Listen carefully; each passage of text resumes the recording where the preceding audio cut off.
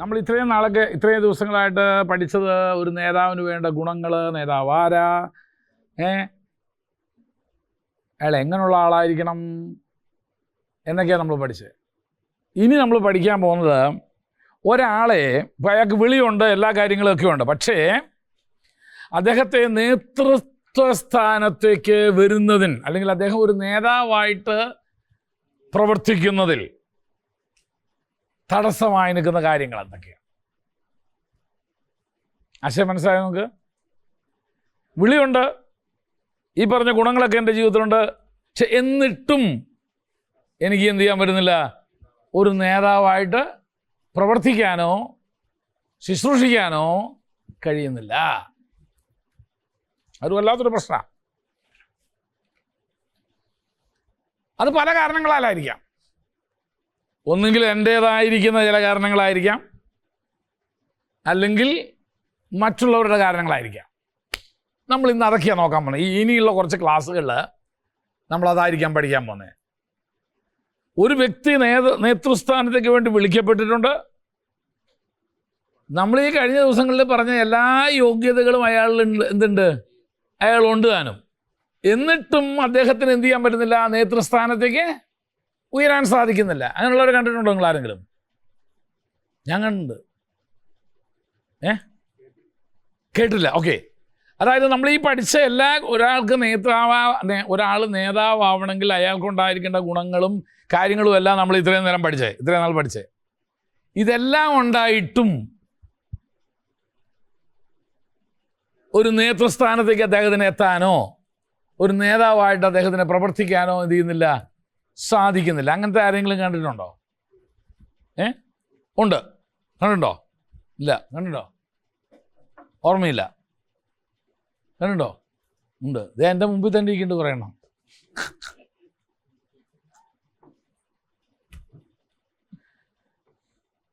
ഒരു നേതാവിന് വേണ്ട യോഗ്യതകളുണ്ട്, വിളിയുണ്ട്, സമർപ്പണമുണ്ട്, നമ്മളീ പറഞ്ഞ എല്ലാം ഉണ്ട് അവർക്ക്. എന്നിട്ടും എന്തു ചെയ്യാൻ പറ്റുന്നില്ല? ഇവർക്ക് നേതൃസ്ഥാനത്തേക്ക് വരാൻ കഴിയുന്നില്ല. അതിൻ്റെ കാരണങ്ങളാണ് ഇനി നമ്മൾ പഠിക്കാനായിട്ട് പോകുന്നത്. അപ്പോൾ നമുക്ക് അതിന് വേറെ പുസ്തകത്തിൽ നിന്ന് ആരെങ്കിലും ഒരാളെ ഉദാഹരണം എടുത്ത് പഠിക്കുകയായിരിക്കും ഏറ്റവും നല്ലത്. അപ്പം അതിന് എന്തൊക്കെയാണ് തടസ്സമായി നിൽക്കുന്നത്? എന്തുകൊണ്ട് ആ വ്യക്തിക്ക് ആ റോളിൽ അല്ലെങ്കിൽ ആ സ്ഥാനത്ത് എത്താൻ പറ്റുന്നില്ല? എൻ്റെ ആദ്യത്തെ എന്നാന്നറിയാമോ? എന്തൊക്കെയോ അയാളെ അടച്ചു വച്ചിരിക്കുക. അപ്പം ആദ്യത്തെ പ്രശ്നം അടപ്പുകൾ എന്ന നിയമമാണ്. Law of lids. എന്തൊക്കെയോ ആരൊക്കെയോ അയാളെ എന്ത് ചെയ്തിരിക്കും? നമ്മൾ പറഞ്ഞില്ല, കുപ്പിയിലാക്കി അടച്ചു വെച്ചിരിക്കുന്ന പോലെ ആരൊക്കെയോ അദ്ദേഹത്തിന് എന്ത് ചെയ്തിരിക്കുന്നു? കുറച്ച് അടപ്പിട്ടുണ്ട്. അദ്ദേഹത്തിന് ഉയരാൻ കഴിയാത്ത കാര്യം അതാ. വിളിയുണ്ട്, സമർപ്പണമുണ്ട്. നമ്മൾ ഈ ആദ്യത്തെ അധ്യായങ്ങളിൽ പഠിച്ച എല്ലാ കാര്യങ്ങളും അദ്ദേഹത്തിനുണ്ടെങ്കിലും അദ്ദേഹത്തെ ആരോ എന്ത് ചെയ്തിരിക്കുന്നു? അടച്ചു വെച്ചിരിക്കുക. അതിനെയാണ് അടപ്പുകൾ എന്ന നിയമം അല്ലെങ്കിൽ ലോ ഓഫ് ലിഡ്സ്. എന്തൊക്കെയായിരിക്കും കുറേ അടപ്പുകൾ? ഞാൻ പറഞ്ഞുതരാം. ജനിച്ചപ്പം തൊട്ടേ നമ്മൾ കേൾക്കുന്ന ഒരടപ്പാ. എന്തുവാ? നീ ഒരു പെണ്ണാ, നീയൊന്നും അങ്ങനെ ചെയ്യരുത്. അപ്പോൾ ഒരു പെണ്ണായ ഞാൻ ഇന്നൊന്നും ചെയ്യാൻ പാടില്ല എന്ന് പറഞ്ഞ ഒരു അടപ്പ് ഇട്ടു. അല്ലെങ്കിൽ ജാതി വ്യവസ്ഥ നിന്നിരുന്ന കാലത്ത് അവർ പറഞ്ഞു, എന്തോ പറഞ്ഞു, ആ ജാതിപ്പെട്ടു പറഞ്ഞു, നമുക്കങ്ങനെ ചെയ്യാൻ പാടില്ല, നമുക്കങ്ങോട്ട് പോകാൻ പാടില്ല, നമ്മളത് ചെയ്യാൻ പാടില്ല, നമുക്കങ്ങനെ ചെയ്യാൻ പാടില്ല, നമുക്ക് അവനൊക്കെ ചെയ്യാം, അവൻ ആ ജാതിപ്പെട്ടവനാ, പക്ഷെ നമ്മുടെ ജാതിക്ക് എന്ത് ചെയ്യാൻ പാടില്ല, അത് ചെയ്യാൻ പാടില്ല. അവളെ കൊണ്ടൊരു അടപ്പിട്ടു. അപ്പോൾ രണ്ടടപ്പ് കിട്ടും ആ കുട്ടി, രണ്ടടപ്പ് വീണു ആ കുട്ടിയുടെ പുറത്ത്. ഏതൊക്കെയാ? സ്ത്രീയാണെന്നുള്ളൊരടപ്പും, 2 ജാതി എന്നുള്ളൊരടപ്പും. അപ്പൊ ഇങ്ങനെ ഒത്തിരി ആ അടപ്പുകളെ കുറിച്ച് ഇനി നമ്മൾ പഠിക്കാൻ പോകുന്ന മുഴുവനും. ഏതെല്ലാം അടപ്പുകളാണ് ആളുകൾ നമ്മെ ഒതുക്കാനായിട്ട് നമ്മുടെ മേലിട്ടിരിക്കുന്നത്? ഏതൊക്കെ അടപ്പുകളായിട്ടേക്കുന്നത് നോക്കാം. നമുക്ക് അതിനാധാരമായിട്ട് നമ്മൾ എടുക്കാൻ പോകുന്നത് വേദപുസ്തകത്തിൽ ഒരു കഥാപാത്രത്തെ ഞാൻ എടുക്കാൻ പോവാ. അത് ശൗൽ രാജാവിനെയാ. 1 ശമൂവേൽ 10-ാം അധ്യായത്തിലെയാണ് അതിന് നമ്മൾ ആധാരമായി എടുക്കാൻ പോകുന്ന വേദഭാഗം. ശൗലിനെ പരിമിതപ്പെടുത്തിയ അടപ്പുകൾ. അപ്പൊ ഈ അടപ്പുകളുടെ എല്ലാ ഉദ്ദേശം എന്തുവാ? പരിമിതപ്പെടുത്തുക എന്നുള്ളതാണ്. നീ മറ്റേ പോലെ അവനെ പോലെ ചെയ്യാൻ പാടില്ല, ചെയ്യാൻ പാടില്ല, ശുശ്രൂഷിക്കാൻ പാടില്ല, പാടാൻ പാടില്ല, പ്രസംഗിക്കാൻ പാടില്ല. നീ പെണ്ണ, നീ കറുത്തവളാ, നീ ഇന്ന ജാതിയിൽപ്പെട്ടതാ, നിനക്കത് ചെയ്യാൻ പാടില്ല, നീ അങ്ങനെ ചെയ്യാൻ പാടില്ല. നമുക്ക് ശൗൽ രാജാവിൻ്റെ ജീവിതം എടുത്തിട്ട് ഞാൻ അദ്ദേഹത്തിൻ്റെ ജീവിതം എടുക്കുന്ന ഒത്തിരി അടപ്പുള്ളൊരു മനുഷ്യൻ, ഒത്തിരി അടപ്പെട്ട മനുഷ്യനായാൾ, അടപ്പുകൾ വീണ മനുഷ്യനാണ്. നമുക്ക് അതിൻ്റെ ആദ്യത്തെ ഭാഗം, ആദ്യം അവൻ്റെ മേൽ കിടന്ന അടപ്പ് എന്നാന്ന് നോക്കാം. 1 ശമൂവേൽ പുസ്തകം 10-ാം അധ്യായത്തിൻ്റെ 21-22 വാക്യങ്ങൾ വായിച്ചാട്ട്. ആ ആ ആ ആ ആ ആ ആ. എന്താ കാരണം ഇവനിങ്ങനെ ഒളിച്ചിരിക്കാൻ? ഭയം. ആദ്യത്തെ അടപ്പന്ന ഭയമാണ്. ഞാൻ പ്രസംഗിച്ചാൽ ശരിയാവോ? ഞാൻ പാടിയാൽ ശരിയാവോ? ഞാൻ ദൂത് പറഞ്ഞാൽ ശരിയാവോ?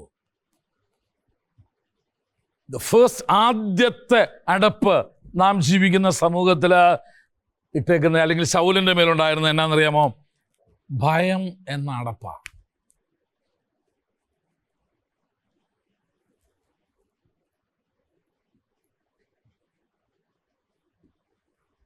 അതൊരു വല്ലാത്ത സാധനം കേട്ടോ, വല്ലാത്ത സാധനം. ഒരു മനുഷ്യൻ്റെ ജീവിതത്തിൽ ഭയം വന്നാലുണ്ടാകുന്ന ഏറ്റവും വലിയ പ്രശ്നം എന്നാന്നറിയാമോ? ആ ഭയം അവനെ എന്ത് ചെയ്യുന്നറിയാമോ? എന്തുവാ? ഭരിക്കുകയല്ല,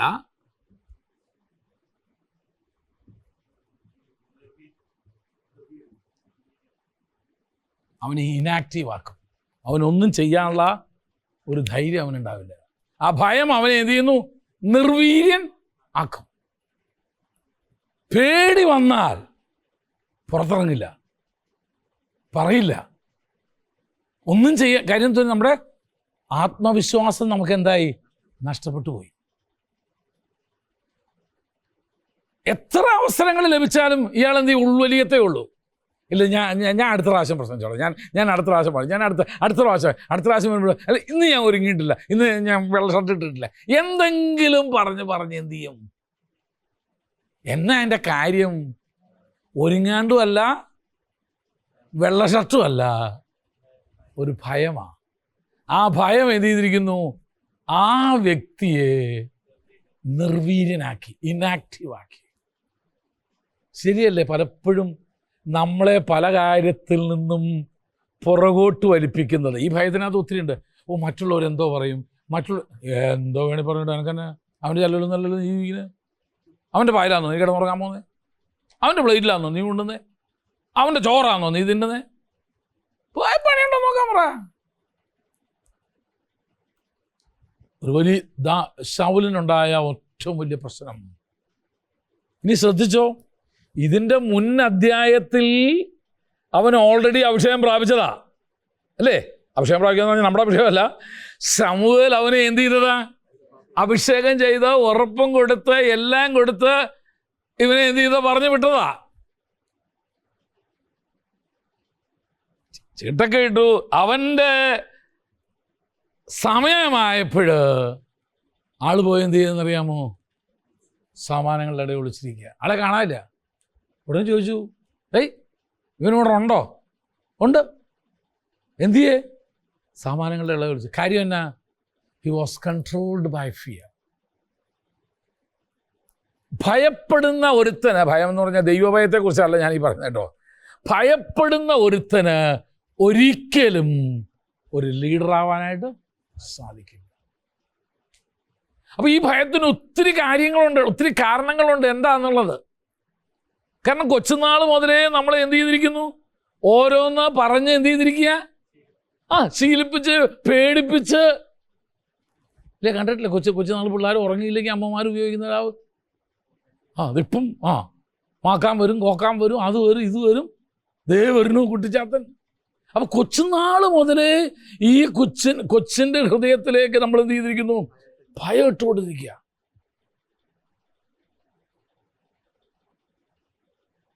അതിനി പുറത്തു വരണമെങ്കിൽ സമയം കുറേ എടുക്കും. അത് പുറത്തു വരണമെങ്കിൽ ഒറ്റയൊരു മാർഗ്ഗമേ ഉള്ളൂ. സത്യം അറിയുകയും സത്യം നിങ്ങളെ സ്വതന്ത്രമാക്കുകയും ചെയ്യുന്ന ഒരു ദിവസം, ഇങ്ങനൊന്നും ഇല്ല എന്ന് മനസ്സിലാവുന്ന ഒരു ദിവസം വരുവാന്ന്. പക്ഷേ അതിൻ്റെ ഇടയ്ക്ക് എന്ത് കാലഘട്ടം നഷ്ടമാക്കി കളഞ്ഞു നമ്മൾ.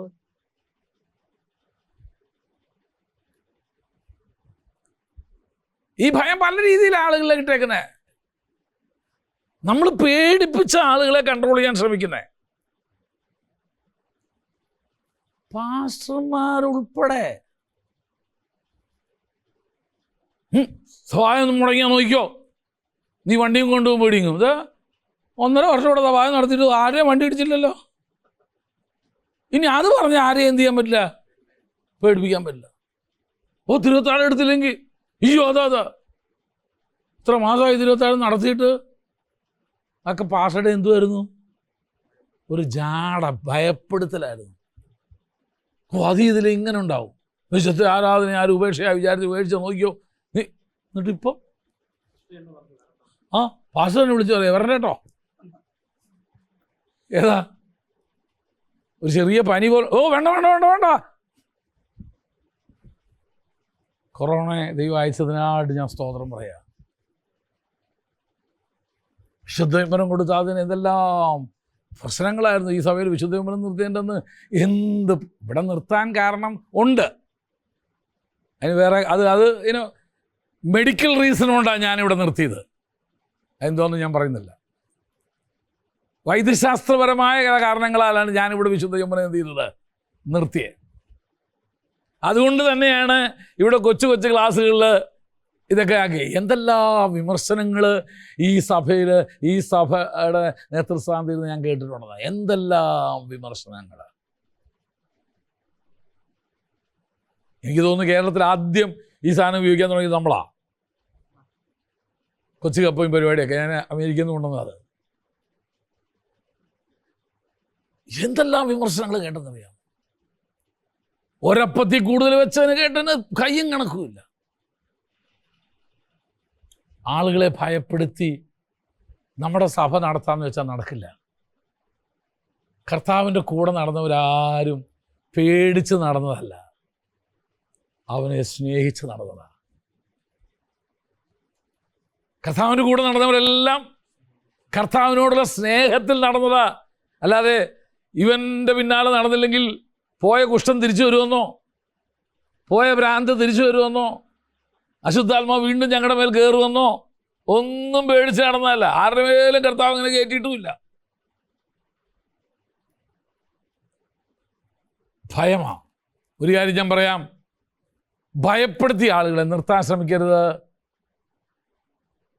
ഭയമുണ്ടെങ്കിൽ നിനക്കും എന്ത് ചെയ്യാൻ പറ്റത്തില്ല? നേതൃത്വത്തിലേക്ക് നിൽക്കാൻ പറ്റത്തില്ല. ഞാൻ ഈ കഴിഞ്ഞ ദിവസം ഒരു സൈന്യത്തിലെ സേവനം ചെയ്യുന്ന ഒരാളുമായിട്ട് സംസാരിക്കും.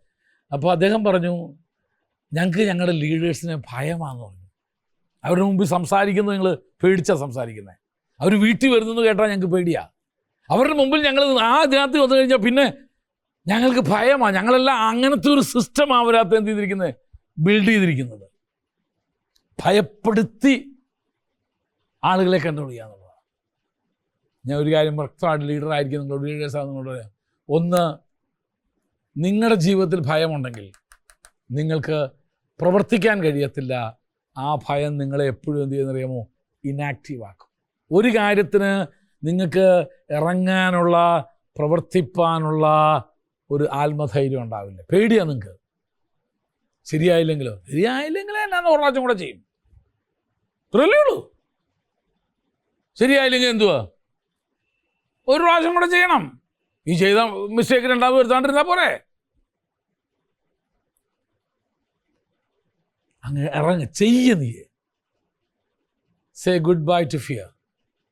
ഇന്ന് ഭയത്തോട് എന്ത് ചെയ്യുക? ഗുഡ് ബൈ പറയാം.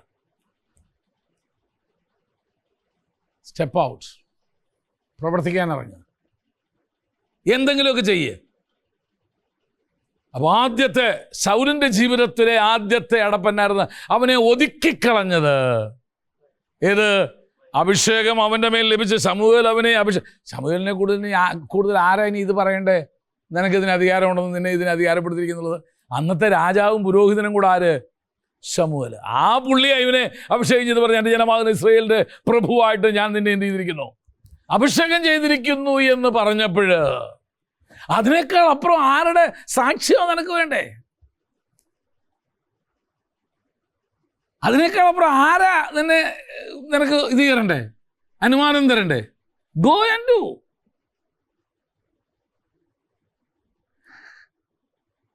രണ്ടാമത്തത്, അവൻ്റെ രണ്ടാമത്തെ അടപ്പെന്നാന്നറിയാമോ? 1 ശമൂവേലിൻ്റെ പുസ്തകം 13-ാം അധ്യായത്തിൻ്റെ 8 മുതൽ 10 വരെയുള്ള വാക്യങ്ങൾ വായിച്ചാൽ, ശമൂവേൽ നിശ്ചയിച്ചിരുന്ന അവധി അനുസരിച്ച് 7 ദിവസം കാത്തു. സംഭവമൊക്കെ നിങ്ങൾക്ക് അറിയാവുന്നതുകൊണ്ട് ഞാൻ വിശദത്തിലേക്ക് പോകുന്നില്ല. കാത്തു. ഇന്ന് ശമൂവേൽ ഗിൽഗാലിൽ എത്തിയില്ല. ജനവും അവനെ വിട്ട് ചിതറുന്നു എന്നവന് മനസ്സിലായപ്പോൾ അപ്പോൾ ശൗൽ ഹോമയാഗവും സമാധാനയാഗവും ഇവിടെ എൻ്റെ അടുക്കൽ കൊണ്ടുവാ. അവൻ തന്നെ ഹോമയാഗം കഴിച്ചു. കാര്യം എന്നാ? ശമൂവേൽ സമയത്തിനെത്തിയില്ല എന്ന് കണ്ടപ്പോൾ ചെയ്യാൻ പാടില്ലാത്ത ഒന്ന്, അനുവദനീയമല്ലാത്ത ഒന്ന് അവൻ ചെയ്തു. കാരണം ജനമൊക്കെ എന്നെ വിട്ടുപോകുന്നു. അപ്പം അതിൻ്റെ അടുത്ത് അവിടെ ആ പ്രശ്നം എന്ത് വരുന്നവിടെ? അക്ഷമ എന്ന് പറഞ്ഞാൽ ക്ഷമയില്ലായ്മ. കല്യാണം നടത്താൻ നമ്മളൊരു പാസ്റ്ററെ വിളിച്ചു. വരുന്ന വഴിക്ക് വണ്ടി പഞ്ചറായി, പാസ്റ്റർ വരാൻ വൈകി. അപ്പോൾ ലോക്കൽ എന്താ പറഞ്ഞു? ഇനി അയാളെ കാത്തിരിക്കാനൊന്നും പോയി, ഞാൻ ചെയ്തേക്കാം, അങ്ങ് നടത്തിയേക്കാം. എന്താ ഞാൻ നടത്തിയ കൈ യോജിക്കത്തില്ല, ഞാൻ നടത്താൻ എന്താ? നടത്തിയാൽ കുഴപ്പമൊന്നുമില്ല, പക്ഷെ അത് നിന്റെ മേലത് ഒരു ശാപമായി, നിന്റെ മേലതൊരു അനർത്ഥമായി വരുമെന്ന് ഓർത്തോണം. തിരുവത്താഴ് ശുശ്രൂഷ നടത്താനായിട്ട് സെൻട്രൽ പാസ്റ്റർ വരാമെന്ന് പറഞ്ഞ് കണ്ടില്ല. എന്നാൽ ഞാൻ തന്നെ എന്ത് ചെയ്തേക്കാം? വാഴ്ച നുറുക്കി അങ്ങ് കൊടുത്തേക്കാം. എന്തായാലും എന്നാ തെറ്റ്? തെറ്റൊന്നുമില്ല. അപ്പത്തിലും വീഞ്ഞിലൊന്നും ഒരു തെറ്റുമില്ല. നിന്നെ അത് ചെയ്യാൻ അധികാരപ്പെടുത്തിയിട്ടുണ്ടോ? നിനക്കത് ചെയ്യാനുള്ള അനുവാദം നീ നിൽക്കുന്ന നേതൃത്വം നിനക്ക് തന്നിട്ടുണ്ടോ? യാഗം കഴിച്ച് തീരലും ശമൂൽ രംഗപ്രവേശം വന്നു. താട്ടോ വായിച്ചോക്ക്. ഞാൻ കഴിച്ച് തീർന്നു. ശമൂൽ എന്ത് ചെയ്തു? വായിച്ചോ. ഹോമയാഗം കഴിച്ച് തീർന്ന ഉടനെ ശമൂവേൽ വരുന്നു. വായിച്ചോ. ശൗൽ അവനെ ഉടനെ വന്ദനം ചെയ്യാനായിട്ട് വന്നു. ശമൂൽ ഒറ്റയടിക്ക് ചോദിച്ചു. നമ്മളൊക്കെ, ഞാനാണെങ്കിൽ ചിലപ്പോൾ ചോദിക്കില്ല, കാരണം നമ്മൾ കുറേയും കൂടെ. ശമൂൽ അതല്ലായിരുന്നു. നീ എന്ത് ചെയ്തതെന്ന് ചോദിച്ചു. മേശയിൽ അപ്പം വീഞ്ഞൊന്നും കാണാനില്ലല്ലോ, നീ ചെയ്തു തന്നെ. അതിന് ശൗല് ജനം ആളുകൾ എന്ത് ചെയ്യുന്നു? തിരുവത്താഴ് കിട്ടാത്ത ആളുകൾ പതുക്കെ ഇറങ്ങി പോയി തുടങ്ങി. ജനം എന്നെ വിട്ടുപിരിയുന്നു എന്ന് കണ്ടപ്പോൾ നിശ്ചയിക്കാതെ നീ വരണ്ടേ സമയത്തിന്. അവിടെയാണ് എൻ്റെ രസം പറഞ്ഞ കേട്ടോ. എന്താ പറഞ്ഞ്? നിശ്ചയിച്ച അവധിക്ക് നീ എത്തിയില്ല. ഫെലിസ്തീനോട് ബിഗ് മാസിൽ കൂടിയിരിക്കുക.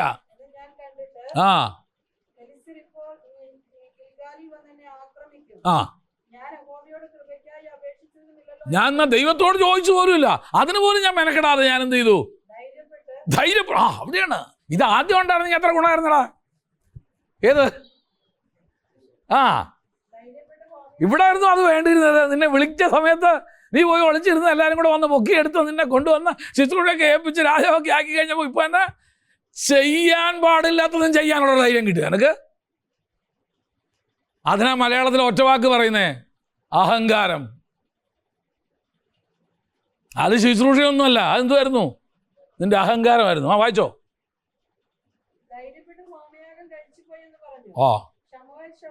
ശമൂവേൽ പറഞ്ഞു, രാജ്യത്വം നിന്നെ വിട്ട് നീങ്ങിയിരിക്കുന്നതാന്ന് പറഞ്ഞു.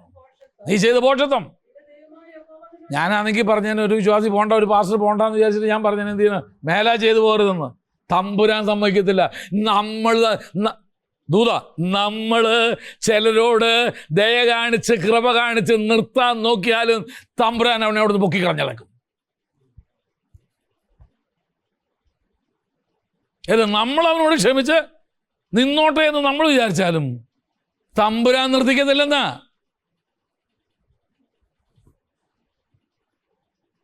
എത്ര പേരുടെ ഉദാഹരണം വേണമെങ്കിൽ തരാൻ ചിത്രമില്ലേ?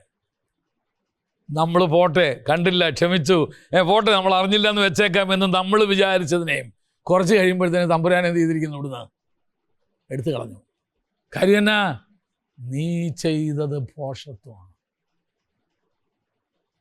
എന്നാ രാജാക്കന്മാരെ അഭിഷേകം ചെയ്യാനും പുരോഹിതന്മാരെ അഭിഷേകം ചെയ്യാനും പ്രത്യേകം അഭിഷേക തൈലമൊന്നുമില്ല. എല്ലാം ഒറ്റ തൈലം തന്നെ. അത് ഓർത്തോണം എപ്പോഴും. ഒരേ അഭിഷേക തൈല, കൊമ്പിൽ നിന്നും ഒരേ അഭിഷേക തൈലവുമാണ് രാജാക്കന്മാരുടെ മേലും പുരോഹിതന്മാരുടെ മേലും ഒക്കെ എന്ത് ചെയ്യുന്നത്? പകരുന്നത്. തൈലം ഒന്നായിരിക്കാം, ഏൽപ്പിച്ച ശുശ്രൂഷ വ്യത്യാസം ഉണ്ടെന്ന് ഓർത്തോണം. തൈലം ഒന്നാ, എല്ലാവരിലും വ്യാപരിക്കുന്ന ആത്മാവ് ഒന്ന്. പക്ഷെ കൃപാവരങ്ങളിൽ എന്തുണ്ട്? വ്യത്യാസമുണ്ട്. പഴയ നിയമത്തിലും പുതിയ നിയമത്തിലൊക്കെ നമുക്കത് കാണാം. തൈലം ഒന്നാ, പക്ഷെ നിന്നെ ഏൽപ്പിച്ചത്, നിന്നെ അഭിഷേകം ചെയ്തത് ഇതിനു വേണ്ടിയല്ല കുഞ്ഞേ. എനിക്കും കിട്ടിയല്ലോ ഓർഡിനേഷൻ. പിന്നെന്നാ എനിക്ക് പ്രസംഗിച്ചാല്? നിനക്ക് ഓർഡിനേഷൻ തന്ന എന്തോത്തിന് വേണ്ടിയാ? സുവിശേഷകനായിരിക്കാൻ വേണ്ടിയാ. നിനക്ക് ഓർഡിനേഷൻ തന്ന എന്തോത്തിനാ? തെരുവിൽ പോയി സുവിശേഷം പറയാൻ വേണ്ടിയിട്ടാ. ഏൽപ്പിക്കാത്ത ശുശ്രൂഷ ചെയ്യരുത്. സെൻട്രൽ പാസ്റ്റർ ആക്കി വെച്ചെങ്കിൽ അദ്ദേഹത്തിന് ചെയ്യേണ്ട ചില ശുശ്രൂഷകളുണ്ട്. അയാൾ വൈകിയാൽ നിനക്ക് കയറി ചെയ്യാമെന്നല്ല. അദ്ദേഹത്തിന്റെ അസാന്നിധ്യം നിനക്ക് ശുശ്രൂഷ ചെയ്യാനുള്ള ലൈസൻസ് അല്ലെന്ന്. ചെയ്യരുത്. അക്ഷമ, ക്ഷമയില്ലായ്മ. ഈ ക്ഷമിക്കാന്ന് പറഞ്ഞ് മറ്റുള്ളവരോട് ക്ഷമിക്കുകയല്ല ഉദ്ദേശിക്കുന്നത്.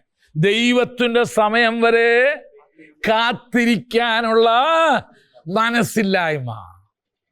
എന്താ, എനിക്ക് ആയിക്കൂടെ? എൻ്റെ ഉണ്ടല്ലോ ID കാർഡ് അല്ലേ, എനിക്ക് ആയിക്കൂടെ?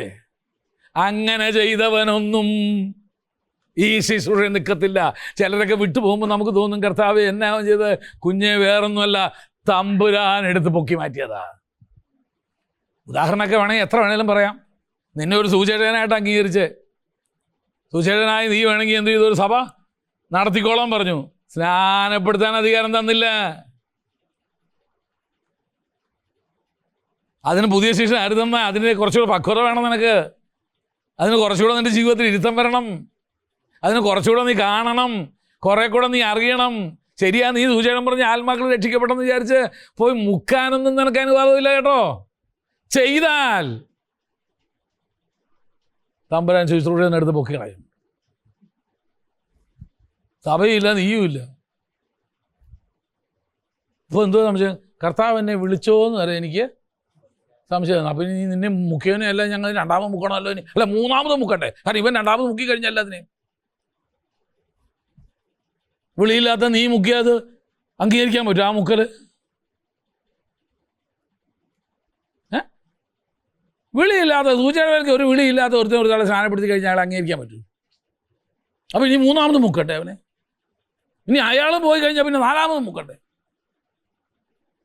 ദൈവം ശുശ്രൂഷ ഏൽപ്പിക്കാത്തത് ചെയ്താൽ തമ്പുരാൻ പൊക്കിയെടുത്ത് കളയുന്നു. രാജ്യത്വം നിന്നെ വിട്ട് എന്ത് ചെയ്തിരിക്കുന്നു?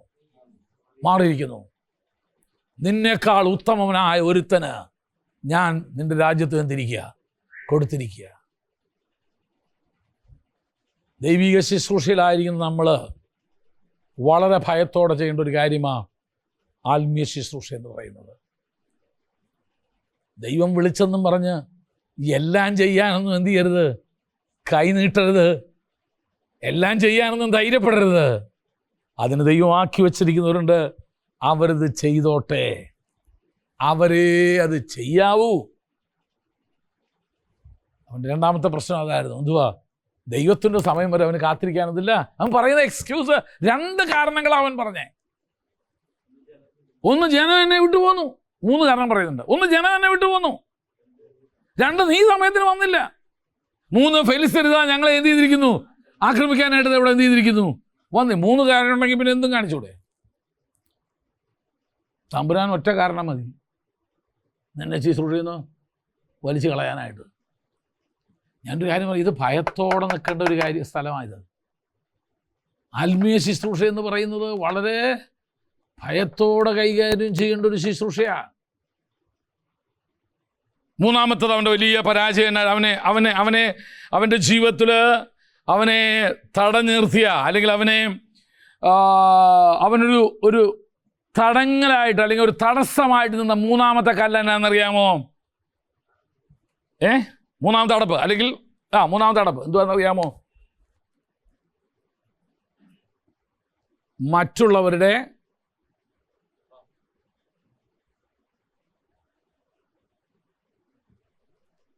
സ്വാധീനം.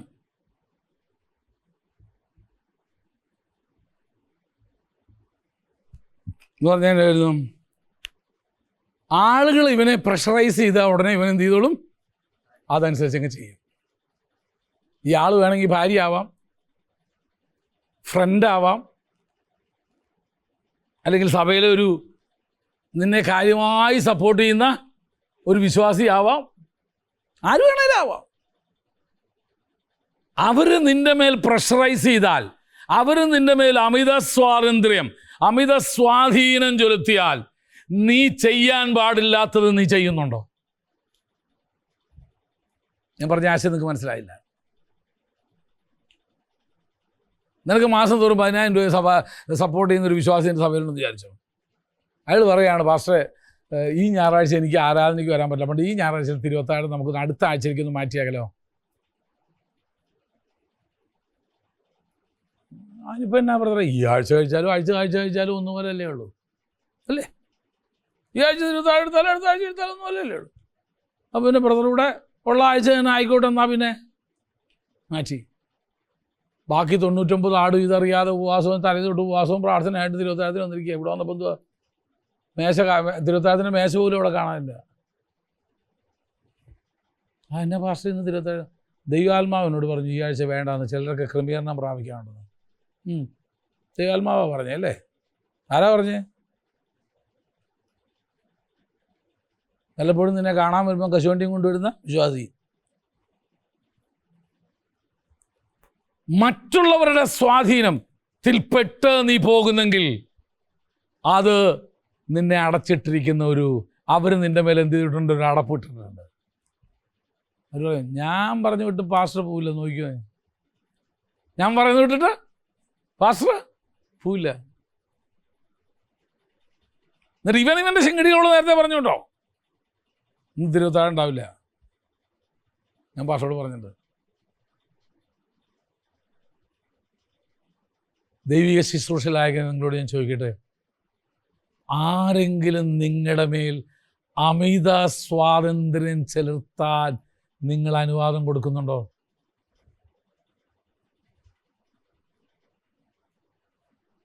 ഒരു ലീഡർ എന്നുള്ള രീതിയിൽ നമ്മൾ ചിന്തിക്കേണ്ടതാണ്. ഞാൻ ഈ സഭയുടെ ചാർജ് ഏറ്റെടുക്കുമ്പോൾ ആദ്യം തീരുമാനിച്ചൊരു കാര്യം, ഒറ്റ മനുഷ്യൻ്റെ കയ്യിൽ നിന്നും പൈസ വാങ്ങിക്കത്തില്ല, കൈ വാങ്ങിക്കത്തില്ല. നിങ്ങൾ കർത്താവിന് വേണ്ടി ചെയ്യണോ? അതുകൊണ്ട് കേട്ടോ, ഈ സഭയെ കൊടുത്തിരിക്കുന്ന ഒരു പൊതു നിയമം അതാ. കാര്യം എന്നാണെന്നറിയാമോ? നാളെ അവൻ ചെയ്ത പാപത്തിന് കൂട്ടു നിൽക്കാതിരിക്കണമെങ്കിൽ ആരെന്ത് ചെയ്തെന്ന് എനിക്കറിയണ്ട. ഇനി ആരും തന്നില്ലേലും എന്നെ വിളിച്ചത് എൻ്റെ ദൈവമാണ്.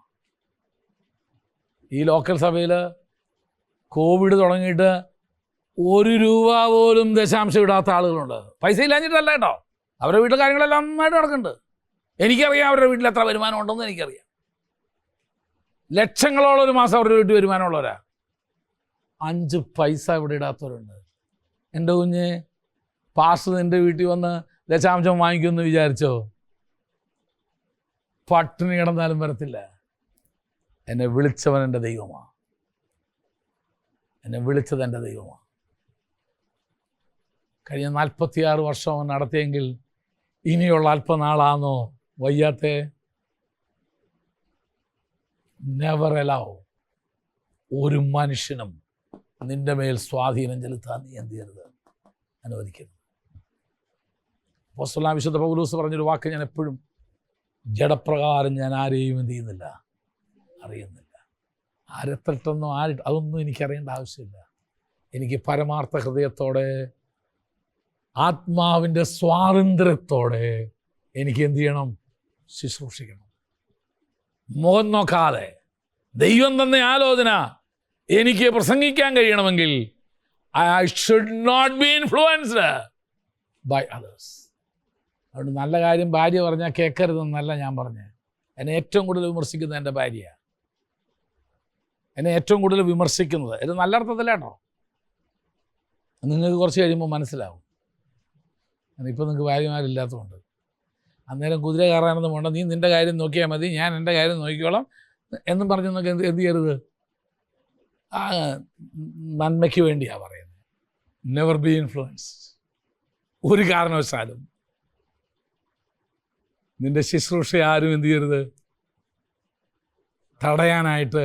അവർ വന്നൊരു അടപ്പിട്ടിട്ട് പാർട്ടിക്കൊരു അടപ്പിട്ടിട്ടാ ഇന്ന് ഞാൻ എന്ത് ചെയ്യുന്നേ, പോകുന്നേ എന്ന് പറ. എൻ്റെ കുഞ്ഞെ, വേറെ ആരും അടപ്പ് തരാതിരിക്കാൻ വേണ്ടി ആ ഭാര്യ അടപ്പിടുന്നത് എനിക്ക്.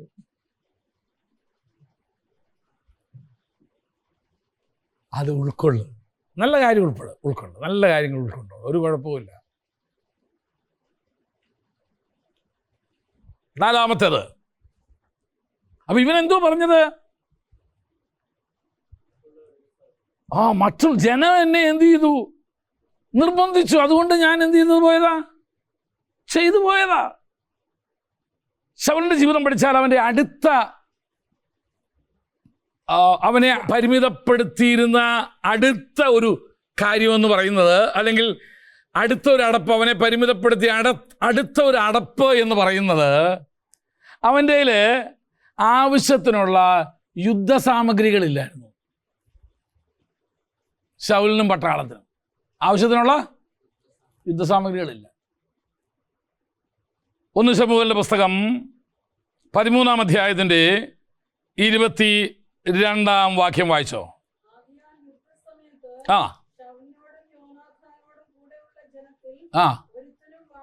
ഒരുത്തനും ഇല്ല, ബൈബിളും ഇല്ല, പാട്ടുകുത്തവും ഇല്ല. എവിടെ പോയിരിക്കുക? യോഗം നടത്താൻ പോയിരിക്കുക. എല്ലാം മൊബൈലുണ്ടെന്നും പറഞ്ഞാൽ കൊണ്ടുപോയത്, മൊബൈൽ ഓണാവുന്നേയില്ല, പോയി. ആ വാക്യം നിങ്ങൾ വായിച്ചു നോക്കിയേ. യുദ്ധസമയത്ത് ഒന്നുകൂടെ വായിച്ചോ. യുദ്ധസമയത്ത് ശൗലിനോടും യോനാഥാനോടും കൂടുള്ള ജനത്തിൽ ഒറ്റ ഒരുത്തനും വാളും കുന്തവും ഇല്ല. പിന്നെ ഇവൻ എന്തോത്തിനാ പോന്നേ? സർക്കസ് കാണാനോ? ഒറ്റ ഒരുത്തിൻ്റെ ഒരു പാസ്റ്റേഡ് ചുരുങ്ങിയത് എന്തോ വേണം? പുതിയ നിയമം കണ്ടാൽ പോരാ കേട്ടോ. സങ്കീർത്തനത്തിന് വായിക്കേണ്ടി വന്നാൽ പിന്നെ ബബ്ബ പറയേണ്ടി വരും. ബൈബിളും വേണം, പാടുതും വേണം. എന്തിനാ പാടുന്നത്? എന്തിനാ? തെറ്റുകൂടാതെ പാടാനാ. ചിലരൊക്കെ പാടുന്നത് കേട്ടാ ഒരു അന്തം ഇല്ലാത്ത രീതിയിൽ അവർ പാടുന്നത്. യാതൊരു ഈ വരികൾ തമ്മിൽ ചേരുന്നേ ഇല്ല.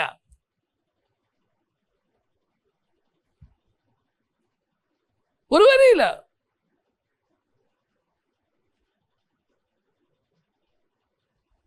ഒരു യോദ്ധാവാണോ നിന്റെ കയ്യിൽ ചുരുങ്ങിയത് എന്തോ വേണം? വാളും വേണം, കുന്തവും വേണം. ശൗലിന്റെ കൂടെ ഉള്ളവർക്കോ രണ്ടും, വാളും ഇല്ല, കുന്തവും ഇല്ല. ഇത് അവരുടെ ഒരു വലിയ പോരായ്മയായിരുന്നു. പലപ്പോഴും ശത്രു ഇവരുടെ മേൽ ജയമെടുക്കാൻ കാരണം എന്നാന്നറിയാമോ? ഇവരുടെ കയ്യിൽ യുദ്ധസാമഗ്രികളൊന്നുമില്ല, യാതൊന്നുമില്ല. പിന്നെ യുദ്ധത്തിന് ജയിച്ചെങ്കിൽ അത്ഭുതം, തോറ്റു എന്ന് പറയുന്നതിൽ യാതൊരു അത്ഭുതവുമില്ല. ഒരു പ്രാർത്ഥിക്കാൻ കൊള്ളാവുന്ന ഒരു തന്നെ അവിടെ ഇല്ല. ഒന്ന് പാടാൻ പറ്റിയ ആൾ അവരുടെ ഇടയിലില്ല. പിന്നെ എന്തോത്തിന് കൊള്ളാം? പ്രാർത്ഥന കഴിഞ്ഞ് ഫുഡ് അടിക്കാൻ കൊള്ളാം എല്ലാത്തിനെയും. നാലാമത്തെ എന്നറിയാമോ? ഇവന്റെ പരിമിതി എന്തുവായിരുന്നു? ഇവനെ പരിമിതപ്പെടുത്തിയ നാലാമത്തെ വസ്തുത എന്തായിരുന്നു? നാലാമത്തെ അല്ലേ? യുദ്ധ സാമഗ്രികൾ അവരുടെ ആരും ഇല്ല. അല്ലെങ്കിൽ ചുരുക്കി പറഞ്ഞ വെപ്പൺസ്.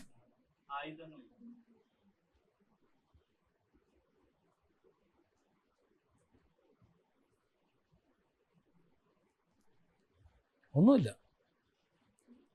വാക്യം റെഫറൻസ് കിട്ടിയില്ല എല്ലാവർക്കും? 1 ശമൂവേൽ 13:22. ഒന്ന് നോക്കിക്കുക, നമ്മുടെ സഭയിൽ ആവശ്യത്തിന് വേണ്ട എല്ലാം ഉണ്ടോ?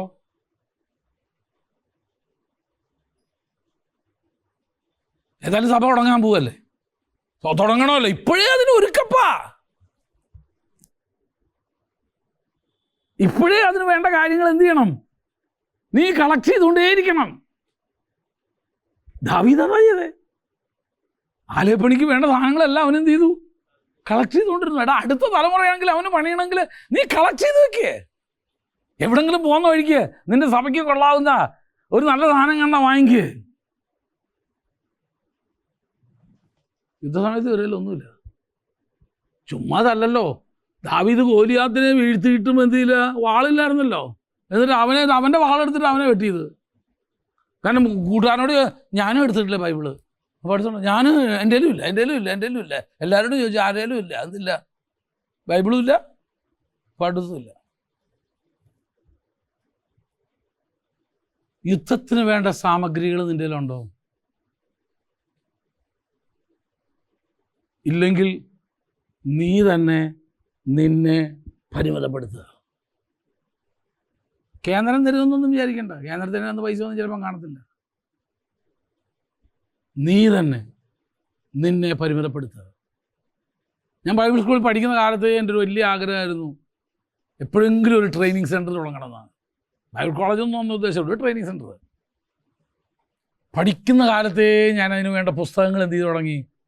കളക്ട് ചെയ്ത് തുടങ്ങി. 10 രൂപ തികച്ച് കിട്ടിയാൽ അതിന് പറ്റിയ ഒരു നല്ല പുസ്തകം വാങ്ങിക്കും. അങ്ങനെ ഇത്രയും പുസ്തകങ്ങൾ ഇതിനകത്തൂടെ വന്നത്. ഇതല്ലാണ്ട് ഇനി എൻ്റെ വീട്ടിലിരിപ്പുണ്ട് എനിക്ക് ബേസിക് ആയിട്ട് ഉപയോഗിക്കാൻ പറ്റുന്ന കുറേ പുസ്തകങ്ങൾ ഞാൻ വേറെ വീട്ടിൽ വെച്ചിട്ടുണ്ട്. എന്താ? നാളെ എനിക്കൊരു ട്രെയിനിങ് സെൻറ്റർ തുടങ്ങണം. അന്ന് യുദ്ധസാമഗ്രികൾക്ക് വേണ്ടി പോയാൽ എങ്ങും എനിക്കെന്ത് ചെയ്യത്തില്ല, കിട്ടില്ല. നിൻ്റെ ശുശ്രൂഷ എന്താണെന്നൊരു ബോധ്യം നിങ്ങൾക്കുണ്ടെങ്കിൽ അതിന് വേണ്ടതെല്ലാം ഇപ്പോഴേ നീ കളക്ട് ചെയ്യാൻ തുടങ്ങിയോ? ഉണ്ടോ? എല്ലാം കളക്ട് ചെയ്യാൻ തുടങ്ങിയോ? നല്ല പ്രസംഗം കേൾക്കുമ്പം അതൊന്ന് എഴുതി വയ്ക്കുക ഒരു നോട്ട്ബുക്കിൽ. നാളെ നമുക്ക് അതിൽ നിന്ന് എത്ര പോയി, നമുക്ക് അതിൽ നിന്ന് എന്തെല്ലാം ആശയങ്ങൾ നമുക്കെടുത്ത് അത് നമുക്ക് ഉപയോഗിക്കാൻ പറ്റുമെന്നറിയാമോ? ഇത് പ്രസംഗം കേട്ടാൽ വായി ഇരിക്കുന്നല്ലാണ്ട് വല്ല നീ കേൾക്കുന്ന എന്തെങ്കിലും നീ കളക്ട് ചെയ്ത് വെക്കുന്നുണ്ടോ? ഒരു പുസ്തകം വായിച്ചാൽ ഒരു ചെറിയ നോട്ടിനകത്ത് എഴുതി വയ്ക്കും, ഓക്കെ ഇതിനകത്ത് ഇന്ന പോയിന്റ്സ് കൊള്ളാം, എന്നെങ്കിലും അത് ഉപകാരം ചെയ്യുമപ്പാ. കുറച്ച് കഴിഞ്ഞ് തപോടങ്ങിയ പ്രസംഗിക്കേണ്ട എല്ലാ ആഴ്ചയും.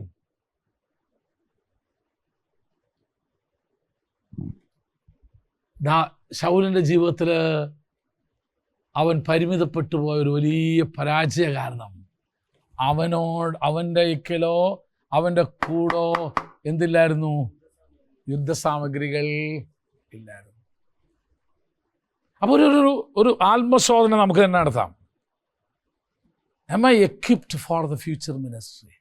എൻ്റെ ഭാവി ശുശ്രൂഷയ്ക്ക് ആവശ്യമായിരിക്കുന്ന ഒരുക്കങ്ങൾ ഞാൻ ചെയ്തിട്ടുണ്ടോ? എൻ്റെ കയ്യിലുണ്ടോ? ഞാൻ ഒരുങ്ങിയിട്ടുണ്ടോ? ഒരുങ്ങുന്നില്ലെങ്കിൽ നീ പരിമിതപ്പെടുക. അടുത്തത്,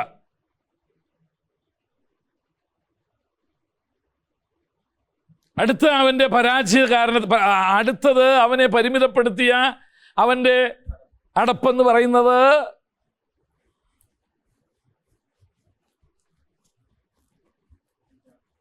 അഞ്ചാമത്തെ നിഷേധ മനോഭാവം.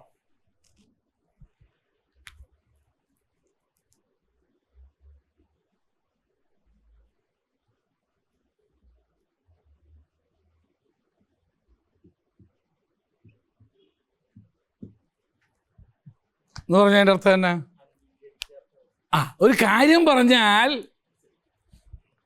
ആകെ തല്ലെങ്കിൽ തള്ളട്ടെ. ആ ഒരു കാര്യം പറഞ്ഞു കഴിഞ്ഞാൽ അതിനെ എന്ത് ചെയ്യുക?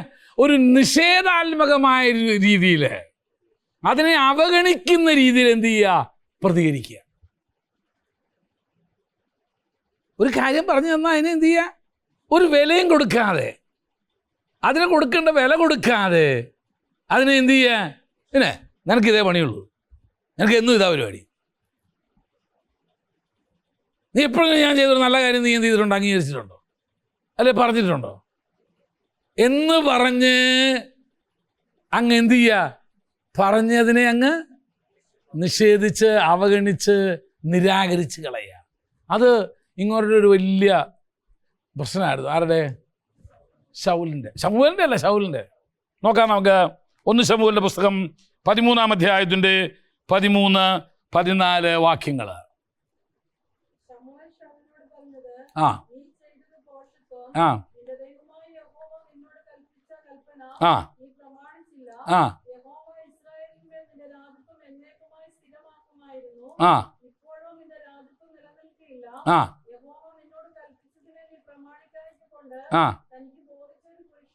ആ ആ എന്നിട്ട് വായിച്ചോ, അതായിട്ട് വായിച്ചോ. ആ ആ ആ ആ ആ ആ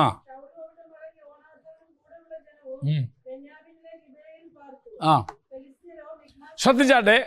അപ്പൊ ശമൂവേൽ ഇത് പറഞ്ഞിട്ടും ഇവന് യാതൊരു കൂസലുമില്ല. ആ പറഞ്ഞതിനോട് ഇവനൊരു അനുതാപമോ, തെറ്റിപ്പോയി, ഐ എം സോറി, ഞാൻ ചെയ്യാൻ പാടില്ലാത്തത് ഞാൻ എന്ത് പോയി ചെയ്തു പോയി എന്നുള്ള ഒരു മനോഭാവവും ഇല്ല. ആ ശമൂവേൽ ആ പറഞ്ഞതിനെ അങ്ങനെ തന്നെ അവൻ എന്ത് ചെയ്തു? അങ്ങ് നിഷേധിക്കുക ചെയ്ത്. അതൊക്കെ പറഞ്ഞിട്ട് അവന് ഒരു അനുതാപമോ അല്ലെങ്കിൽ അതിനോടുള്ള ബന്ധത്തിൽ എൻ്റെ ജീവിതത്തിൽ അങ്ങോട്ട് തെറ്റുപറ്റിപ്പോയി, പ്രവാചക എന്നോട് ക്ഷമിക്കണം എന്നുള്ളൊരു മനോഭാവം ഇല്ലാതെ അതിനെ കംപ്ലീറ്റ് അങ്ങ് എന്ത് ചെയ്തു? ഇഗ്നോർ ചെയ്തു, അവഗണിച്ച് കളഞ്ഞു. അതെന്തോത്തിൻ്റെ തെളിവാണെന്നറിയാമോ? നിഷേധികളുടെ ലക്ഷണമാണ്. അവരെയാണ് നമ്മൾ വിളിക്കുന്നത് എന്തോ? അവനൊരു നിഷേധിയാണ്. അവനോട് പറഞ്ഞിട്ട് കാര്യമില്ല, പറയുന്നത് അങ്ങ് നിർത്തും. പിന്നെ എത്ര നല്ല കാര്യം പറഞ്ഞു കൊടുത്താലും നന്മയ്ക്കായി പറയുന്നതൊക്കെ, പക്ഷേ ഇവൻ അതിനെ മുഴുവൻ എന്ത് ചെയ്യുക? നിഷേധിക്കുക. ഇവൻ അനുതപിച്ച് ശമൂവേലിൻ്റെ അടുക്കൽ എന്ത് ചെയ്യാമായിരുന്നു? ക്രമീകരണം പ്രാപിക്കാമായിരുന്നു. ശരിയായി ഞാൻ ചെയ്യാൻ പാടില്ലാതെ ചെയ്തു പോയി, എനിക്ക് ഭോഷത്വം പറ്റിപ്പോയി എന്ന് പറയേണ്ടതിന് പകരം അവൻ അതിനെ നിഷേധിച്ചു. അടുത്ത്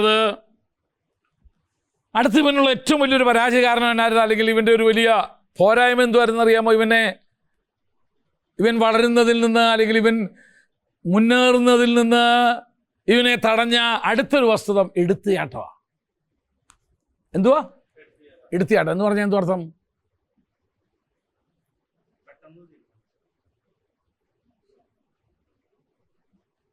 വരും വരായികളെ കുറിച്ച് ചിന്തിക്കാതെ അപ്പോഴത്തെ കാര്യം നടക്കുക എന്നുള്ളതാണ് അവൻ്റെ വിഷയം.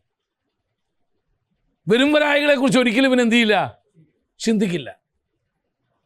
എല്ലാം കഴിഞ്ഞിട്ട് ഒരു 5 മിനിറ്റ് കഴിഞ്ഞിട്ട് ഒന്നുകൂടെ ആലോചിച്ചിട്ട് എന്ത് ചെയ്താൽ മതിയായിരുന്നു? മറുപടി പറഞ്ഞാൽ മതിയായിരുന്നു, ചെയ്താൽ മതിയായിരുന്നു. ആര് പറഞ്ഞു എന്നോട് ഇത്ര നേരത്തെ ചെയ്യാനായിട്ട്? നാളെ മറുപടി പറഞ്ഞാൽ മതി എന്നല്ലേ നിന്നോട് പറഞ്ഞേ? അപ്പോൾ എന്ന് പറഞ്ഞു നാളേക്ക് കൈയോടെ പിടിച്ചതാ ഇപ്പം തന്നെ. നിന്നോട് പറഞ്ഞെന്തുവാ? നാളെ മറുപടി പറഞ്ഞാൽ മതി, നീ ആലോചിച്ചിട്ട് ചിന്തിച്ച് നാളെ മറുപടി പറഞ്ഞാൽ മതി. എനിക്ക് ചിന്തിക്കാണെന്നില്ല, എനിക്ക് ആരോട് ചോദിക്കണമെന്നില്ല, എൻ്റെ കാര്യം ഞാനാ തീരുമാനിക്കണേ. ഒരെടുത്തിയാട്ടം അത് പരാജയത്തിലാണ് കൊണ്ടെത്തിക്കുന്നത്. എത്രയോ കാര്യങ്ങൾ നമ്മുടെ കയ്യിൽ നിന്ന് തന്നെ പിടിവിട്ടു പോയത് നമ്മുടെ എടുത്തിയാട്ടമാണ്. ശൗലിനുള്ള വലിയൊരു പരാജയമായിരുന്നു. ഒരു എടുത്തിയാട്ടക്കാരനായിരുന്നു. നോക്കാം നമുക്ക്. വചനത്തിൽ തെളിവ് വേണ്ട ഇതൊക്കെ. കുറേ നിങ്ങളുടെ കുറ്റം പറഞ്ഞു പിടിപ്പിക്കാനല്ലല്ലോ ഞാൻ വന്നത്. 1 ശമൂവേലിന്റെ പുസ്തകം 14-ാം അധ്യായത്തിൻ്റെ 43-44. ആ ആ ആ ആ ആ ആ ആ സന്ദർഭം എല്ലാവർക്കും അറിയാമല്ലോ. ശൗൽ തീരുമാനം എടുത്തു, ആരും ഒറ്റ എന്ത് ചെയ്തത്? ഒന്നും കഴിച്ചു പോരുത്, ഭക്ഷണം പോലും കഴിച്ചു പോരുത്. ഇവന് ശരി, ഇവൻ യുദ്ധം ചെയ്യുന്നവനല്ലല്ലോ, യുദ്ധം ചെയ്യുന്നവൻ മറ്റവനല്ലേ, അവനെ വിശക്കത്തുള്ളൂ. പടക്കളത്തിലുള്ളവനെ എന്ത് ചെയ്യത്തുള്ളൂ? വിശക്കുള്ളൂ. ഇവൻ അവിടെ ഇരുന്ന് അരമനയിരുന്നൊരു കൽപ്പന അവിടെ പിടിച്ചു. എന്താ പറഞ്ഞു? ആരും ഒന്നും എന്ത് ചെയ്യരുത്, കഴിച്ചു പോകരുതെന്ന് പറഞ്ഞു. ഇതാരറിഞ്ഞില്ല? പാവം പുത്രസമ്പത്ത് അറിഞ്ഞില്ല. പുള്ളിയുടെ മോനാണ് യോനാഥാൻ. ഇവൻ യുദ്ധം ചെയ്ത് ആകെ പരവശനായി ക്ഷീണിച്ചു വരുന്നതുകൊണ്ട് തേനിങ്ങനെ ഒലിക്കുന്ന കണ്ടു. ഇവൻ വഴിയുടെ അറ്റം നിൽക്കുക, എന്ത് ചെയ്തെന്നറിയാമോ? തേൻ തൊട്ട് വായിൽ വെച്ചു. അപ്പോഴത്തേന് പറഞ്ഞു, അയ്യോ നീ രാജകൽപ്പന എന്ത് ചെയ്തു? ലംഘിച്ചു. ചത്തേ പറ്റൂ, അവനെ കൊല്ലണമെന്നാണ് നിയമം. എൻ്റെ മനുഷ്യർക്ക് അതായത് പ്രായോഗികമായ നിയമങ്ങൾ ഉണ്ടാക്കുക, ചുമ്മാ ആവേശത്തിന് കയറി അതും ഇതും പറയാതെ. പലരും പറച്ചിലെന്തോ ആവേശത്തിലുള്ള പറച്ചില. അല്ല, അങ്ങനെ നടക്കുകയില്ലോ എന്നൊന്നും അവരെന്ത് ചെയ്യുന്നില്ല, ചിന്തിക്കുന്നില്ല. അവരെ കൊണ്ട് തന്നെ അത് പറ്റുമെന്നും എന്ത് ചെയ്യുന്നില്ല, അവർ ചിന്തിക്കുന്നില്ല. ശരി, അവരെ കൊണ്ട് പറ്റും, എന്താ അവർ കൊണ്ടാടുത്തിരിക്കുക, യുദ്ധത്തിനൊന്നും പോണ്ട. ഇവിടെ ഇവരാ കിടന്ന് എന്ത് ചെയ്യുന്നത്? അടുത്ത ദിവസം 7 ദിവസത്തേക്ക് എന്തോ ഉപവാസമാണ്. എല്ലാവരും രാവിലെ വന്ന് ഇവിടെയൊക്കെ വൃത്തിയാക്കുകയും ചെയ്യണം. ഇത് രണ്ടും കൂടെ എങ്ങനെയാണ് നടക്കുന്നത്? എല്ലാവരും 7 മണിക്ക് വന്ന് 7 തൊട്ട് 10 മണി വരെ ഇവിടെ എല്ലാം വൃത്തിയാക്കി വെക്കണം. പിന്നെ 10 മണി മുതൽ നമ്മൾ എന്ത് ചെയ്തിരിക്കും? ഉപവാസ പ്രാർത്ഥനയായിരിക്കും. 7 തൊട്ട് 10 വരെ ഇവിടെ എന്ത് ചെയ്യണം? ക്ലീനിങ്ങും പരിപാടിയല്ല എല്ലാ ദിവസവും. അത് കഴിഞ്ഞാൽ ഉപവാസ പ്രാർത്ഥന. ഒരു ദിവസമൊക്കെ ചെയ്യാൻ ആൾ കാണും, 2-ാമത്തെ ദിവസം ഉപവാസ പ്രാർത്ഥനയ്ക്ക് ആൾ കാണും, 3-ാമത്തെ ദിവസം ഉപവാസ പ്രാർത്ഥനയ്ക്ക് ആൾ കാണില്ല. കാര്യം എന്നാ? പ്രായോഗികമല്ലാത്ത, വീണ്ടും വിചാരമില്ലാത്ത, എടുത്തു ചാടി എന്ത് ചെയ്തെന്നറിയാമോ? ചില കാര്യങ്ങൾ നമ്മൾ പറഞ്ഞു കളയും. അങ്ങനെ ചെയ്തതാ യോനാഥാനെ മരണശിക്ഷയ്ക്ക് യോഗ്യനാക്കി തീർത്ത്. വീണ്ടും വിചാരമില്ലാത്ത, പ്രായോഗികമാണോ അല്ലയോ എന്ന് ചിന്തിക്കാത്ത, അങ്ങനെയൊക്കെ സാധിക്കുമോ എന്ന് ചിന്തിക്കാതെ എടുക്കുന്ന തീരുമാനങ്ങൾ നിന്നെ പരാജയത്തിലെത്തിക്കത്തുള്ളൂ.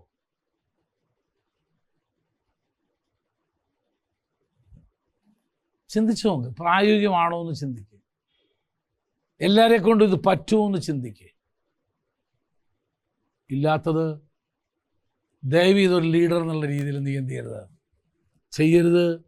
ശൗലിൻ്റെ ഒരു വലിയ, അവനെ പരിമിതപ്പെടുത്തിയ, പരാജയപ്പെടുത്തിയ ഒരു കാരണം അവൻ്റെ എടുത്തിയാട്ടമായിരുന്നു. ഒന്ന് ചിന്തിച്ചു നോക്കിയേ, അങ്ങനെ വല്ല തീരുമാനങ്ങൾ നമ്മൾ എടുത്തിട്ടുണ്ടോ? നമ്മുടെ അന്നേരത്തെ ദേഷ്യം കൊണ്ട്, അന്നേരത്തെ ആ മാനസിക നിലവാരം കൊണ്ട് എടുത്ത പലതും നമുക്ക് പിന്മാറാൻ പറ്റാതെ അതിനകത്ത് നമ്മൾ ബ്ലോക്കായി കിടക്കുകയല്ലേ, അതിനകത്ത് ജാമായിട്ട് കിടക്കുകയല്ലേ, അതിനകത്ത് പെട്ട് കിടക്കുകയല്ലേ. ഇനി എങ്ങനെ നമുക്ക് തടി ഊരാൻ പറ്റുക? അതതിൻ്റെ പരാജയ കാരണമായിട്ട് പോയി. അടുത്തത് ആൾ വലിയ പൊങ്ങച്ചക്കാരനാ. ഏഴാമത്തത് പൊങ്ങച്ചം എന്ന അടപ്പ്. ഭയങ്കര പൊങ്ങച്ചക്കാരനാ. എൻ്റെ ദൈവമേ, ഞാൻ ഇപ്പോൾ കണ്ടിട്ടുണ്ട് പലരെയും. അവർക്ക് പ്രസംഗിക്കാൻ ചാൻസ് ഒന്നും കിട്ടിയില്ല, നോട്ടീസിൽ പേര് മതി. എൻ്റെ പേര് അവിടെ കിടന്നുണ്ട്. ബ്രദറെ, പാസേ സമയം ഉണ്ടാവില്ല. സമയമൊന്നും വേണ്ട, എൻ്റെ പേരവിടെ കിടന്നോട്ട്.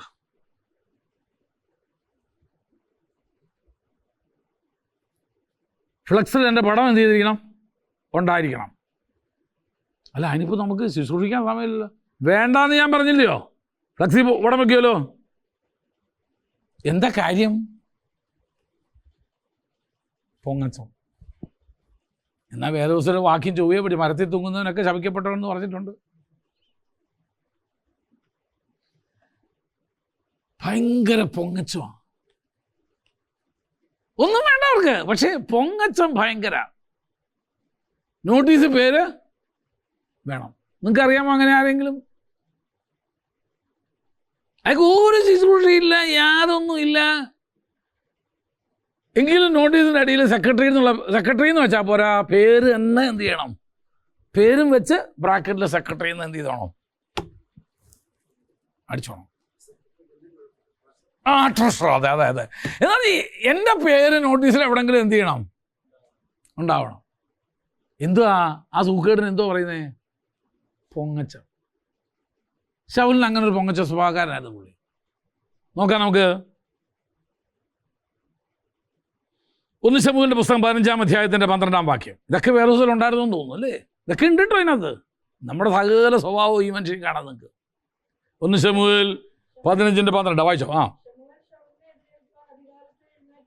ആ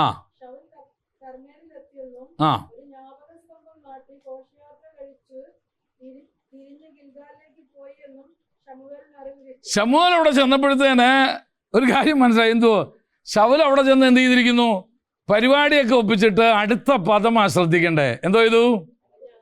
ഒരു ജ്ഞാപക സ്തംഭം എന്ത് ചെയ്തിരിക്കുന്നു? തൻ്റെ പേരൊക്കെ അടിച്ചല്ലേ. Inaugurated by, dedicated by Saul. ജ്ഞാപക സ്തംഭം സ്ഥാപിക്കുന്നതിൽ അഗ്രഗണ്യനായിരുന്നത് ശൗല്.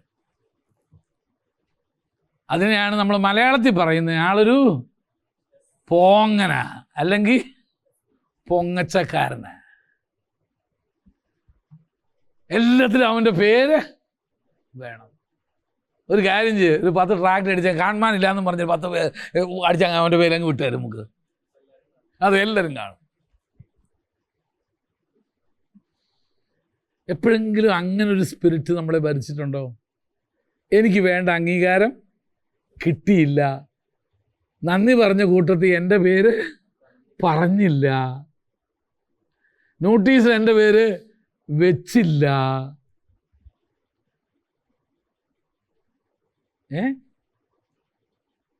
അല്ല, എനിക്ക് സ്ഥാനം വേണ്ടിയിട്ടൊന്നുമല്ല, എന്നാലും അവർ ചെയ്യേണ്ടതില്ലയോ? ഇവരെ മനസ്സിലായില്ലോ എന്തുവാന്നുള്ളത്. എനിക്ക് വിഷമമൊന്നുമില്ല, എന്നാലും അങ്ങനെ അല്ലല്ലോ. എപ്പോഴെങ്കിലും തോന്നിയിട്ടുണ്ടോ? ഉണ്ടെങ്കിൽ നിന്നെ പരിമിതപ്പെടുത്തുന്ന ഒരു അടപ്പാണ്. നിന്നെ പരിമിതപ്പെടുത്തുന്ന ഒരടപ്പാണ്.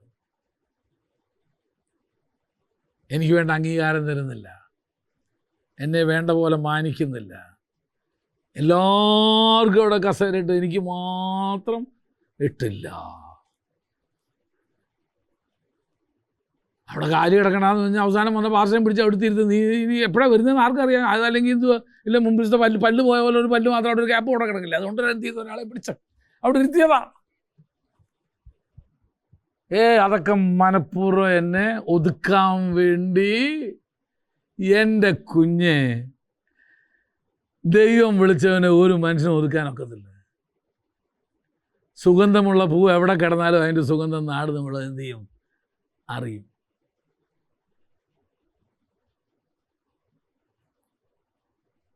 ശൗലൊരു വലിയ പൊങ്ങച്ചക്കാരനായിരുന്നു.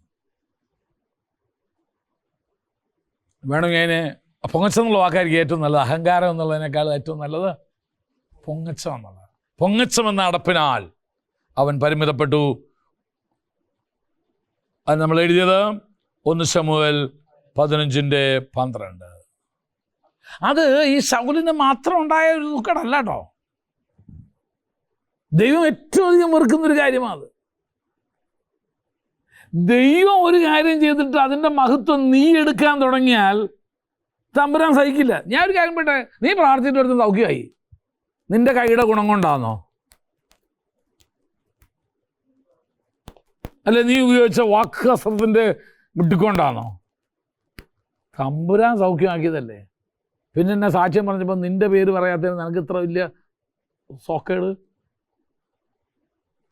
ദൈവദാസൻ വന്ന് പ്രാർത്ഥിച്ചു. ദൈവദാസന് വ്യക്തമായിട്ട് പറയണം. 4-5 പേരുണ്ടെങ്കിൽ പറയണം, വ്യക്തമായിട്ട് പറയണം. ഡാനിയൽ പാസ്റ്റർ തന്നെ വന്ന് പ്രാർത്ഥിച്ചു. ഈ സുഖിപ്പിക്കുന്നത് വളരെ സൂക്ഷിച്ചുള്ള അത് ചതിയായി ഇവർ ധ്യാനിക്കുന്നത്.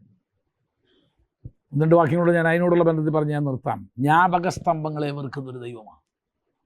നിന്റെ പേരിന് വേണ്ടിയിട്ട്, നിന്റെ പ്രശസ്തിക്ക് വേണ്ടിയിട്ട്, നിന്റെ പൊങ്ങച്ചത്തിന് വേണ്ടി നീ എന്തെങ്കിലും ചെയ്താൽ അത് ദൈവം വെറുക്കും. വെറുക്കുന്നു ഒന്നാ ഉൽപ്പത്തി 11:4 വായിച്ചോ. ദൈവം ജ്ഞാപക സ്തംഭങ്ങളെ വെറുക്കുന്നു എന്നുള്ളതിൻ്റെ തെളിവ്. ആ ആ ആ ആ നമുക്കൊരു പേരുണ്ടാക്കുക. എന്താ വിഷയം? നമുക്കൊരു പേര് വേണം. ചിലരുടെയൊക്കെ മിനിസ്ട്രിയുടെ പേര് കേട്ടാൽ തോന്നാം അല്ലേ ദൈവത്തിൻ്റെ അല്ലാതെ അവരുടെയാന്ന്. മനസ്സിലായോ ആർക്കെങ്കിലും? ജേക്കബ് തോമസ് മിനിസ്ട്രീസ്,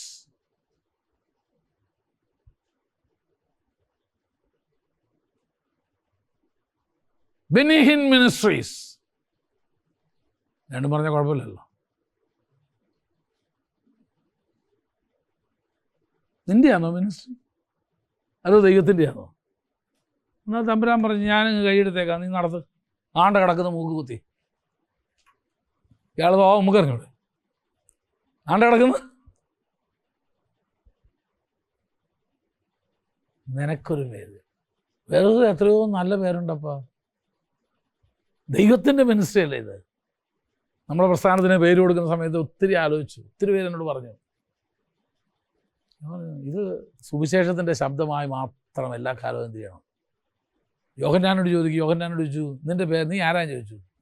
യോഹന്നാൻ പറഞ്ഞു ഞാൻ മരുഭൂമിയിൽ വിളിച്ചു പറയാ I M the voice in the wilderness. ഞാൻ മരുഭൂമിയിലെ ശബ്ദം. എന്താ അവന് പേരില്ലാഞ്ഞിട്ടാണോ? അവന് പേരൊക്കെ ഉണ്ടായിരുന്നു.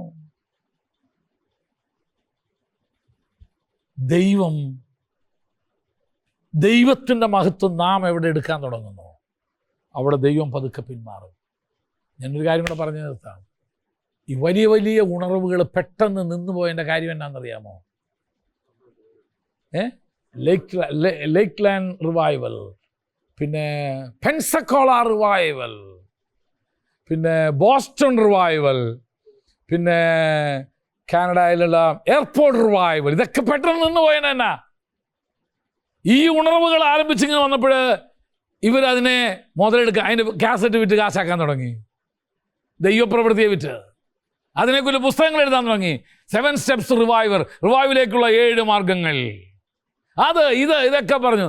തമ്പുരാൻ പറഞ്ഞു നീ ഒന്നും നടത്ത്, റിവൈവൽ നടത്ത്, ഞാനങ്ങ് മാറിയേക്കാം. അതോടെ എല്ലാ റിവൈവലും കിട്ടുകയാണെങ്കിൽ ഇതൊന്നും ഇപ്പോഴും ഇല്ല. എന്നാൽ ഇന്നും ദൈവപ്രവൃത്തി എന്ന് മാത്രം കണ്ട് ആര് ദൈവത്തിന് മഹത്വം കൊടുത്തോ അവിടെ എല്ലാം ഇന്നും ഇത് നടന്നുകൊണ്ടിരിക്കുന്നുണ്ട്. ആരും അറിയുന്നുമില്ല അവിടെ. God hates.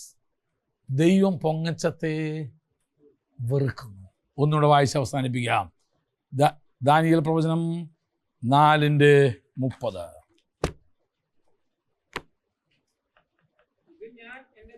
ഇത് ഞാൻ എൻ്റെ ധനമഹാത്മ്യത്തിന്, എൻ്റെ പ്രതാപത്തിന് ഞാൻ പണിത മഹതിയാം ബാവേ എൻ്റെ എൻ്റെ എൻ്റെ. കുറച്ച് നോക്കുമ്പോൾ ഇയാളെ കാണാനില്ല. ഇവിടെ കാട്ടിലേക്ക് ഓടിയിരിക്കുക പുല്ല് തിന്നാനായിട്ട്. ഇത് പറഞ്ഞു തീരുമ്പോഴത്തേന് അവൻ്റെ സുബോധം നഷ്ടപ്പെട്ടു. പെട്ടെന്ന് താൻ്റെ ഒരു മൃഗമാണെന്നൊരു തോന്നൽ അവന്. അതൊരു സൈക്കോളജിക്കൽ ഡിസീസ്, ഒരു മാനസിക രോഗമാണ് അത്. അങ്ങനെയുണ്ട്. പെട്ടെന്ന് അവന് തോന്നി ഞാൻ ഒരു മൃഗമാണ്. കാട്ടിലേക്ക് ഓടി പുല്ല് തിന്നാൻ തുടങ്ങി. 3.5 വർഷം പുല്ല് തിന്നു. പെട്ടെന്ന് അവന് ഓർമ്മ വന്നു, ഞാൻ ആരാണ്. ദൈവത്തിന് മഹത്വം കൽപ്പിക്കാൻ തുടങ്ങി. അവൻ്റെ സുബോധം തിരികെ വന്ന. ഇത് ചരിത്രത്തിലുള്ളതാ. ഇത് പുസ്തകത്തിൽ മാത്രമല്ല, ചരിത്രത്തിലുണ്ടത്. God hates self glorification. സ്വയമഹത്വത്തെ, പൊങ്ങച്ചം പറച്ചില്ലേ ദൈവം വെറുക്കുന്നു. 7ാമത്തെ അടപ്പ് എന്തുവായിരുന്നു? പൊങ്ങച്ചം പറച്ചിൽ.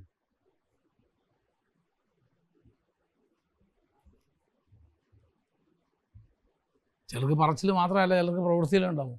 ചിലർ വരുന്ന തന്നെ കാണില്ല. ഇങ്ങനെ ഈ വാർത്ത ഇങ്ങനെ കയറി വരുന്ന പോലെ ഇത് കണ്ടിട്ടില്ലേ? എന്തും അതൊക്കെ അകത്തെ നിഗളമാ കാണിക്കുന്നത്. അകത്തുള്ള നിഗളം. God hates it. വേറെ ദിവസം പറയുന്നു, അവൻ നിഗളികളോട് എതിർത്ത് നിൽക്കും. പുല്ല് തീറ്റിക്കും, പുല്ല് തീറ്റിക്കും. നിന്നെ മനുഷ്യക്കോലം അല്ലാതാക്കും തമ്പുരാൻ. നേതൃത്വത്തിരിക്കുന്നവർ വളരെ ശ്രദ്ധിക്കേണ്ട ഒരു കാര്യമാണ്. ഇതൊരിക്കലും നമ്മുടെ ശുശ്രൂഷയെ നമ്മെ എന്ത് ചെയ്യരുത്, അടച്ച് കളയരുത്, നമ്മളെ ഒതുക്കി കളയരുത്.